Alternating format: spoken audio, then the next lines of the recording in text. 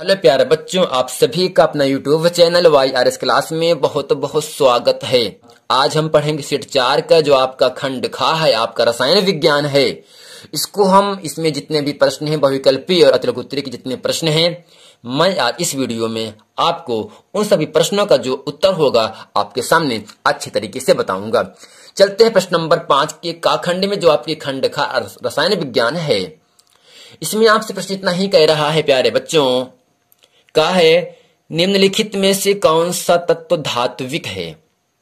निम्नलिखित में से कौन सा तत्व क्या है, धात्विक है। पहला ऑप्शन है P, दूसरा ऑप्शन He, तीसरा ऑप्शन है Li, चौथा ऑप्शन है यस।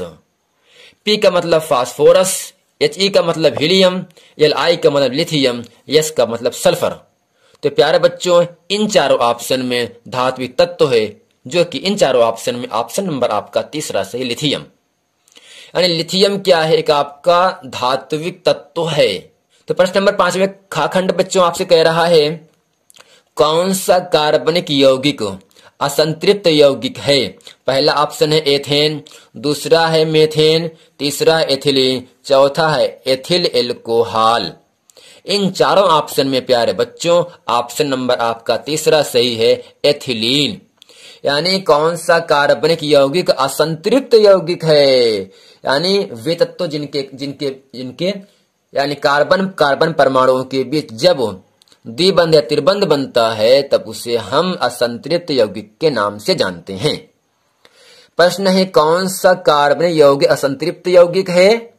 एथेन, मेथेन, एथिलीन या एथिल एल्कोहल, जो कि इन चारों ऑप्शन में ऑप्शन नंबर आपका तीसरा सही है, एथिलीन। का खंड आपसे कह रहा है धोने का सोडा या कह सकता है धामन सोडा। धोने का सोडा या धामन सोडा कह सकता है। धामन सोडे का रासायनिक सूत्र है NaHCO3, जिसे कहते हैं सोडियम बाइकार्बोनेट। अगला है NaOTiO3 into 10H2O, तीसरा है CaOCl2, चौथा आपका NaOH, जिसे कहते हैं सोडियम हाइड्रोक्साइड। धोने के सोडे का रासायनिक सूत्र है इन चारों ऑप्शन में ऑप्शन नंबर आपका दूसरा सही है। अगर आपसे पूछ लिया जाए कि धोने के सोडा का रासायनिक सूत्र है, तो आपको बताना है option number 2 Na2CO3 into 10H2O, option number दूसरा सही है। तो प्यारे बच्चों, उम्मीद करते हैं इस खंड खा के जो प्रश्न नंबर 5 का खा और गा खंड बहुविकल्पी के हैं, इन सब प्रश्नों को आप समझ गए हैं। चलते हैं आपको लेकर प्रश्न नंबर 6 के का खंड में। 6 का खंड आपसे कह रहा है, निम्नलिखित यौगिकों का संरचना सूत्र लिखिए। पहला है प्रोपेनॉल 2, दूसरा है पेंटेनल। चलते हैं, इसका संरचना सूत्र आपके सामने हम बनाए हैं और अच्छे तरीके से आपको समझाते हैं। तो प्यारे बच्चों, प्रश्न कह रहा है निम्नलिखित यौगिकों का संरचना सूत्र लिखिए। पहला है प्रोपेनॉल 2, दूसरा है पेंटेनल। यानी प्रोपेनॉल 2 की जो संरचना है, C की दिशाओं में क्या है, हाइड्रोजन हाइड्रोजन हाइड्रोजन, यहाँ पर भी और यहाँ क्या है आपका CH3 मेथिल है, यहाँ आपका हाइड्रोक्साइड है। यानी जो प्रोपेनॉल 2 है, इसकी संरचना आपके सामने बनाया गया है। जिस प्रकार से हम बनाए हैं ऐसे ही आपको भी बनाना है और आपको 2 नंबर की प्राप्ति होगी। यानी जो अगला है पेंटेनल है, इसकी संरचना सूत्र आपके सामने बनाया जा रहा है। चाहे आप इसको बनाओ, चाहे आप नीचे वाले को बनाओ, बट दोनों आंसर सही है। जैसे आपका मन कहे ऐसे ही बनाना। तो जो प्रश्न एग्जाम में 2 नंबर के लिए आपसे पूछा जाता है। तो प्यारे बच्चे, प्रश्न नंबर 6 का खा खंड कह रहा है, निम्नलिखित अभिक्रियाओं का संतुलित रासायनिक समीकरण लिखिए। पहला है जिंक प्लस सिल्वर नाइट्रेट की क्रिया हो रहा है, तो क्या बन रहा है, जिंक नाइट्रेट प्लस सिल्वर बन रहा है। दूसरा है मैग्नीशियम प्लस हाइड्रोजन क्लोराइड, जिसे कहते हैं Cl, दोनों को मिलाया जा रहा है, तो क्या बन रहा है, मैग्नीशियम क्लोराइड प्लस हाइड्रोजन बन रहा है। चलते हैं इस प्रश्न का उत्तर समीकरण लिखते हैं और इसको संतुलित भी करते हैं आपके सामने। प्यारे बच्चे, प्रश्न कह रहा है जिंक क्रिया किससे कराया जा रहा है, सिल्वर नाइट्रेट, तो क्या बन रहा है, जिंक नाइट्रेट प्लस सिल्वर बन रहा है। यानी जिंक का संकेत होता है जिसे हम जस्ते के नाम से जानते हैं, Zn प्लस AgNO3, जिसे कहते हैं सिल्वर नाइट्रेट। यानी जब जिंक क्रिया हम सिल्वर नाइट्रेट से कराते हैं, तब बनता है जिंक नाइट्रेट, जिसका सूत्र होता है ZnNO3 का होल ट्वाइस, और सिल्वर बनता है जिसका सूत्र होता है Ag। 2Ag। दो यहाँ जब कर देते हैं तो ये आपका संतुलित समीकरण हो जाता है। दूसरा है मैग्नीशियम की क्रिया किससे कराया जा रहा है? हाइड्रोजन क्लोराइड से। तो बन क्या आ रहा है? मैग्नीशियम क्लोराइड प्लस हाइड्रोजन भी आपका बन रहा है। समीकरण आपके सामने बताया जा रहा है। Mg की क्रिया किससे कराया गया प्यारे बच्चों? HCl। HCl क्या है? एक हाइड्रोजन क्लोराइड अर्थात क्या है? आपका अम्ल है। यानी मैग्नीशियम की क्रिया हाइड्रोजन क्लोराइड से कराया गया और मिल बन रहा है MgCl, जिसे कहते हैं मैग्नीशियम क्लोराइड, और हाइड्रोजन आपका बाहर निकल जाता है। बच्चे प्रश्न नंबर 7 का प्रश्न आपके सामने इसमें कह रहा है प्रत्येक यौगिक के दो उपयोग लिखिए। पहला है कास्टिक सोडा, दूसरा प्लास्टर ऑफ पेरिस।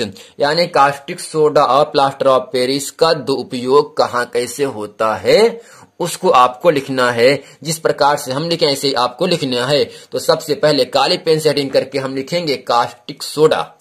इसमें लिखेंगे नंबर 1 करके लुगदी और कागज उद्योगों में किया जाता है। यानी जो आपका कास्टिक सोडा है अर्थात जो आपका KOH है, इसका उपयोग लुगदी और कागज उद्योग में किया जाता है। दूसरा है साबुन, आप नहाते हो, कपड़ा धुलते हो, शैम्पू आप बहुत यूज करते हो। साबुन, शैम्पू व अन्य डिटर्जेंट के उत्पादन में कास्टिक सोडे का उपयोग किया जाता है। दूसरा है प्लास्टर ऑफ पेरिस। इसका पहला उपयोग आपके सामने है मिट्टी के बर्तनों के निर्माण में किया जाता है। यानी जो मिट्टी का बर्तन बनता है उस बर्तन को बनाने में भी हम प्लास्टर ऑफ पेरिस का उपयोग करते हैं। दूसरा है शल्य चिकित्सा अनुप्रयोगों में किया जाता है। यानी जो प्लास्टर ऑफ पेरिस होता है मिट्टी के बर्तनों के निर्माण में किया जाता है और शल्य चिकित्सा अनुप्रयोगों में किया जाता है। तो प्यारे बच्चों, उम्मीद करते हैं यदि प्रश्न एग्जाम में आएगा तो आप इसे अच्छे तरीके से कर लेंगे और आपको 2 नंबर की प्राप्ति होगी। तो प्रश्न नंबर 7 का खाखंड आपसे इसमें कह रहा है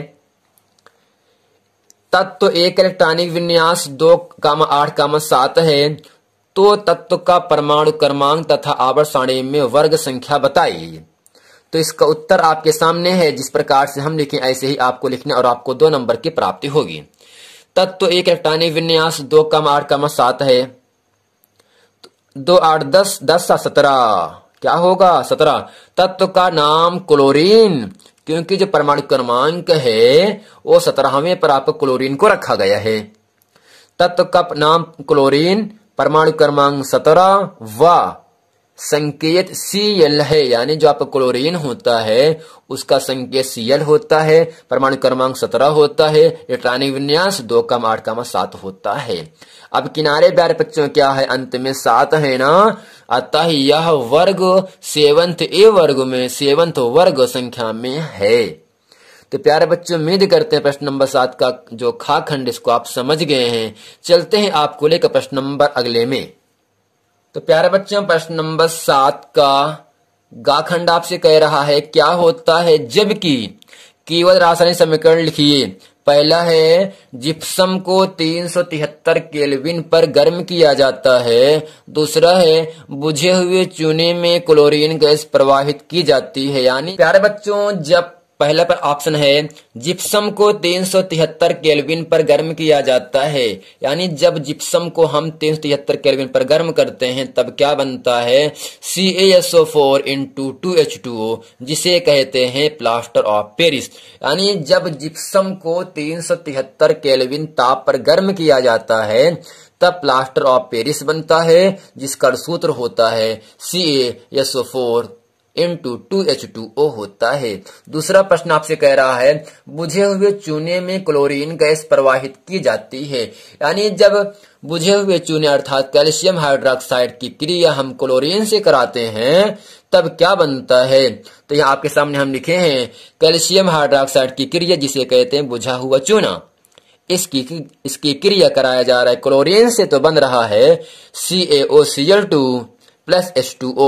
तो प्यारे बच्चों, या आपको याद रखना है CaOCl2 को हम कहते हैं कैल्शियम ऑक्सीक्लोराइड, जिसका रासायनिक नाम है विरंजक चूर्ण।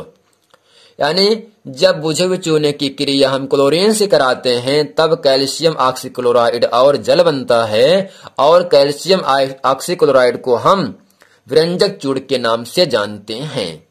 H2O का मतलब जल होता है। तो प्यारे बच्चों, उम्मीद करते हैं इस खंड खा के जितने भी बहुविकल्पी और अतिलघुत्तरी के प्रश्न हैं उन सभी प्रश्नों को आप समझ गए हैं। अगर ये वीडियो आपको समझ में आए तो वीडियो को लाइक करें, कमेंट करें, सब्सक्राइब करें और अपने दोस्तों में खूब शेयर करें ताकि आने वाला वीडियो आप तक आसानी से पहुंचता रहे, मिलता रहे। मिलते हैं अगले वीडियो में, तब तक के लिए थैंक यू।